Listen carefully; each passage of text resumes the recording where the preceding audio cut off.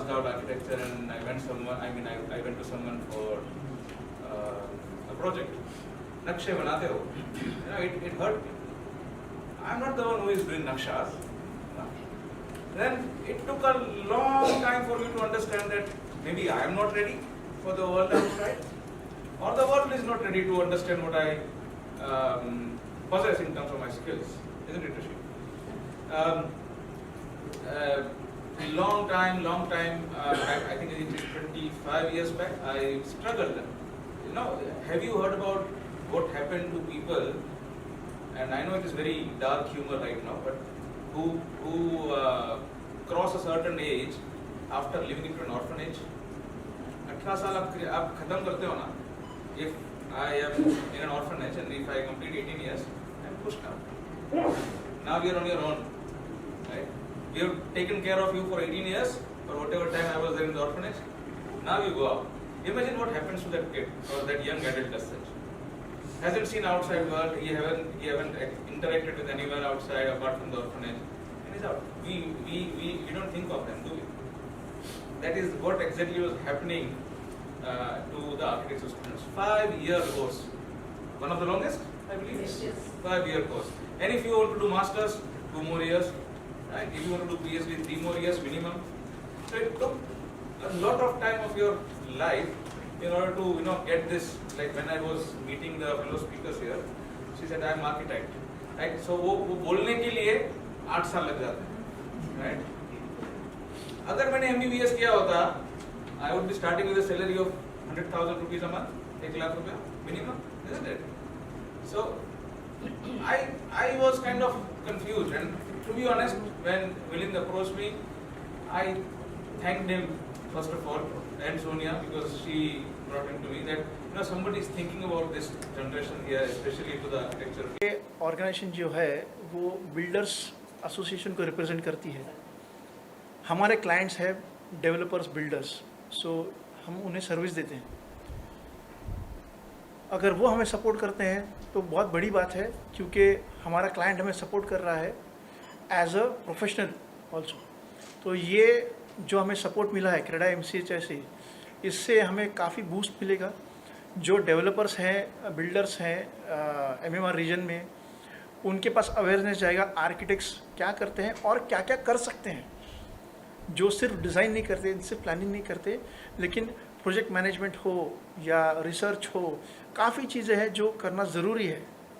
और हमारा ये प्लेटफॉर्म जो इन सब चीज़ों की अवेयरनेस देगा, और उसमें क्रेडा MCHI के जो मेंबर्स भी विज़िट करेंगे, आएंगे, तो उन्हें पता चलेगा कि हमारे सर्विसेज क्या क्या हैं.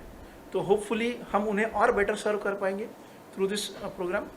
एंड हमारा जो एसोसिएशन है और स्ट्रांग हो जाएगा बियॉन्ड हमारे से प्रोजेक्ट के जो सर्विसेज है उसके भी. सर, जो स्टूडेंट्स है वो कैसे कांटेक्ट कर सकते हैं, या फिर क्या एक्सपेक्ट कर रहे हैं आप, कितने लोगों को एक्सपेक्ट कर रहे हैं, कितना फुटफॉल एक्सपेक्ट कर रहे हैं? तो हमारा जो प्लेटफॉर्म है www.woarchitect.com, it is basically world of architects का शॉर्ट फॉर्म है WOArchitect.com. ये लाइव वेबसाइट है, उस पर करियर कॉन्क्लेव का अलग पेज है जहाँ पर आप रजिस्टर कर सकते हैं. रजिस्ट्रेशन फ्री है, कोई चार्जेस नहीं है अटेंडेंस के लिए. आप आर्किटेक्ट हो आइए, आप स्टूडेंट फॉर आर्किटेक्चर हो आइए, आप विजिटर हो आइए, और समझिए इस प्रोफेशन को और इस प्रोफेशन की क्षमता को. तो सब लोग आ सकते हैं, सब वेलकम है, ऐसा कोई रिस्ट्रिक्शन नहीं है.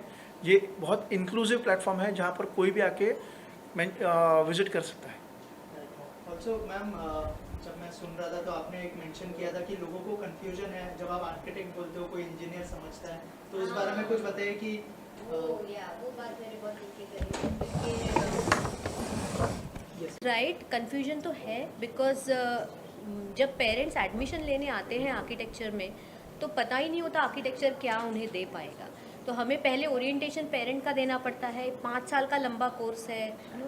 ये समझ ही नहीं है, जिसकी वजह से अभी ऐसे प्लेटफॉर्म्स, वो आर्किटेक्ट जो प्लेटफॉर्म इन्होंने बनाया है, these platforms are going to be the media कि जहाँ पे एक्चुअल अवेयरनेस हो.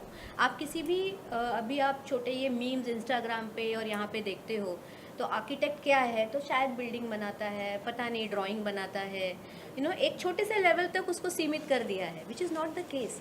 It is a very professional course. जैसे मैं हमेशा कहती हूँ, there are only 3 professional courses: medical, lawyer and architecture.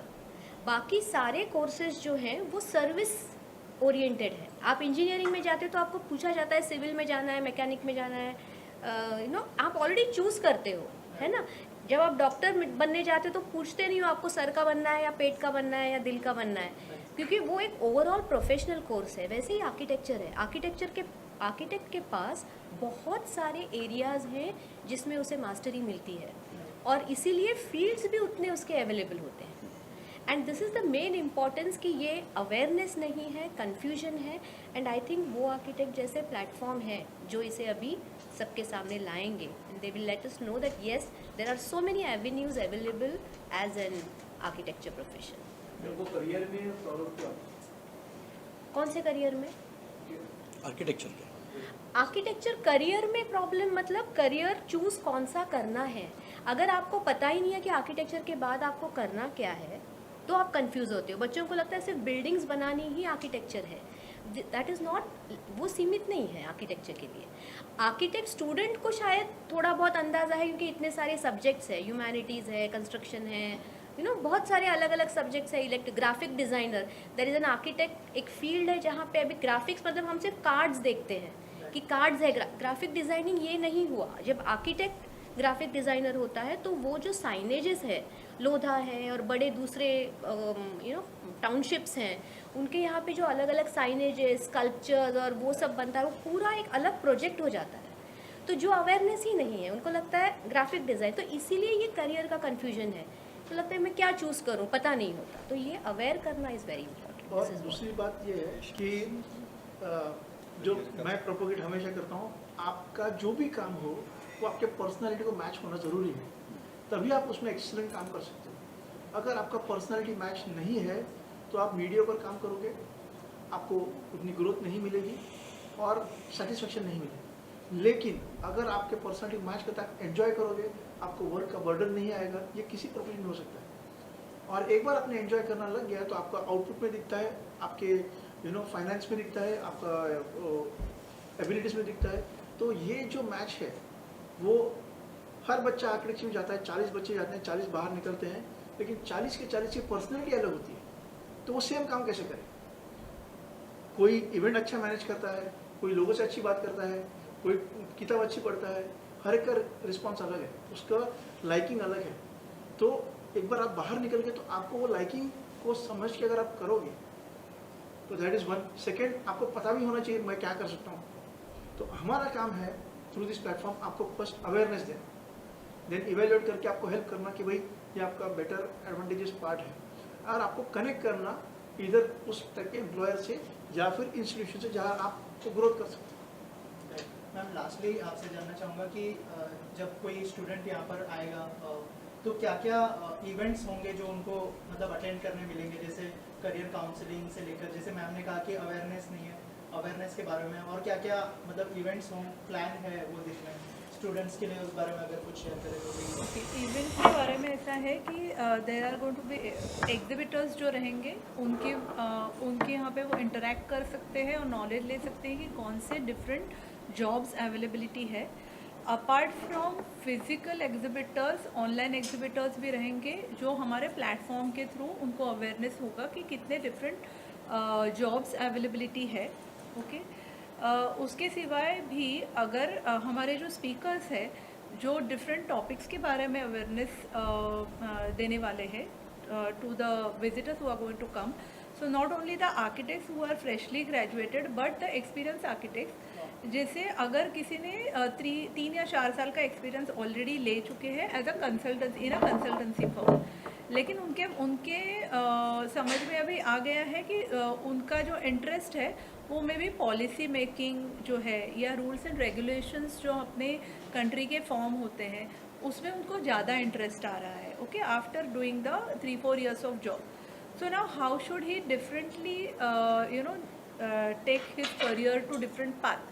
तो ये सब बारे में हम बातें करेंगे, जानकारी देंगे जो आर्किटेक्ट्स आने वाले हैं उनको, और उसकी वजह से उसका जो करियर पाथ होगा वो करेक्ट राइट डायरेक्शन में वो नेविगेट कर सकेगा, पाथ को डायरेक्टली बिल्ड कर सकेगा।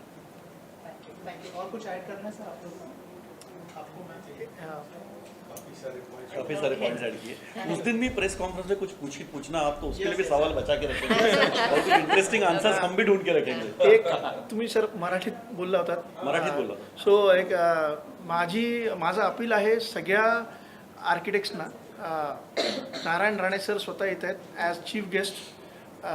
मी त्यांच्याशी पण चर्चा केली की सर तुम्ही या. हा काय मराठी हिंदी असं भाषीय विषय नाही आहे, पण मी हे एक महाराष्ट्रीयन म्हणून सांगतोय की महाराष्ट्रीयन लोक फार कमी बिझनेसमध्ये असतात, प्रोफेशनमध्ये असतात. तर जितके महाराष्ट्रीयन मुलं आहेत त्यांना आम्ही सांगू इच्छितो की तुम्ही पण तुमची प्रॅक्टिस सुरू करा ॲज अ आर्किटेक्ट. तुम्ही काम वाढवा, बिझनेस करा. वो आर्किटेक्टवरती तुम्हाला त्याचे ऑप्शन्स कळतील, काय आहे काय नाही, तुम्हाला काय सुटेबल आहे कळेल, आणि त्याच्यावरनं तुम्ही तुमची ग्रोथ करा. सो आणि हे ॲज अ सेड की हे यंग आर्किटेक्ट्स करताच नुसतं नाही आहे, सिनियर आर्किटेक्ट्स करता सुद्धा आहे, ज्यांना एका पॉईंटनंतर एक प्लॅटू येतो की आता पुढे मला काय करायचं कळत नाही आहे, सेम गोष्ट करून कंटाळलो आहे, तर काय डायरेक्शन चेंज करता येईल का, ह्या सगळ्या गोष्टीकरता हा प्लॅटफॉर्म आहे. सो तुम्ही फ्रेश आर्किटेक्ट आहात, स्टुडंट आहात की सिनियर आर्किटेक्ट आहात, हा मी म्हणेन क्रेडल टू ग्रेव प्लॅटफॉर्म आहे.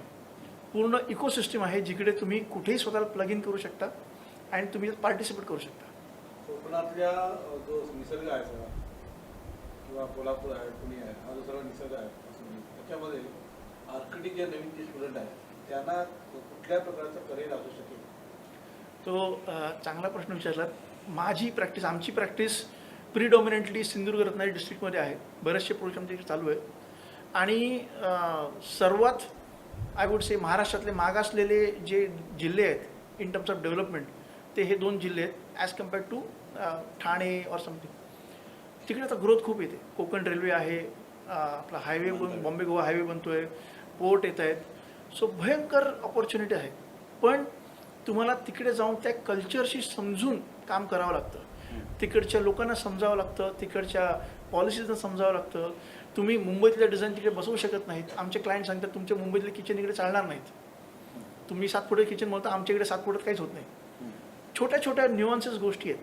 तर तुम्हाला तिकडे शाळा बनत आहेत, कॉलेजेस बनत आहेत, हाऊसिंग कॉम्प्लेक्सेस बनत आहेत, रिसॉर्ट्स बनत आहेत, टुरिझम डेव्हलप होतं आहे. सो प्रोजेक्ट्स भरपूर आहेत, पण तुमच्यावरती की तुम्ही तिकडे पोचून काम करायला तयार आहात का. काय झालं आहे, जसं मेडिकल प्रोफेशनमध्ये आहे की लोकांना मुंबईत किंवा मेट्रो सिटीजमध्येच करायचं, गावात जायचं नाही आहे, तसं आमच्या प्रोफेशनमध्ये पण आहे. अनलेस तुम्ही त्या एरियातला तुम्ही तिकडे जात नाही तर कोकणपट्टा म्हणा की कुठेही तिकडे खूप काम आहे, सगळ्यांकरता आहे.